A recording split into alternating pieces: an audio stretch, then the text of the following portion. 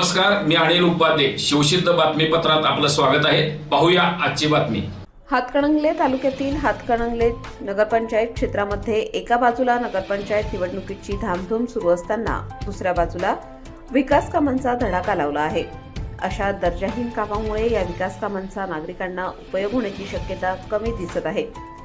नादर्डेकर मळा रोड म्हणजेच हा जुना विजापूर रोड असून या ठिकाणी आरसीसी गटारीचे काम सुरू आहे.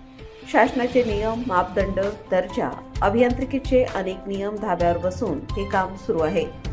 गटार्स करत असताना कॉन्क्रीट टाकल्यानंतर कॉन्क्रीट ओले असतानाच त्याच्या फळ्या 12 तासाच्या आत काढल्या जात आहेत. यामुळे भविष्यामध्ये गटारीजवळून एखादं छोटंसं वाहन जरी गेलं तरी ती गटार ढासळण्याची शक्यता आहे.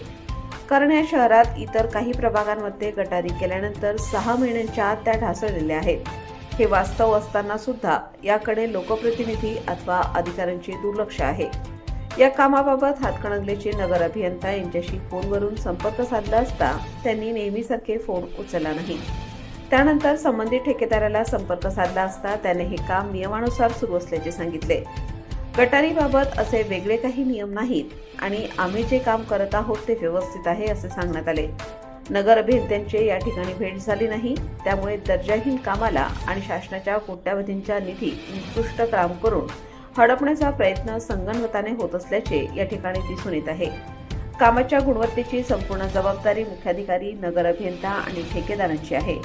शहरात चालू असलेल्या कामावर मुख्याधिकारी आणि नगर अभियंत्याने किती वेळा भेट दिली आणि दर्जाची तपासणी केली हा संशोधनाचा भाग राहिला आहे. एकाच ठेकेदाराला मोठमोठी कामे मिळत असून त्याबाबत संशयाची सुई मात्र नगर अभियंत्याकडे जात आहे.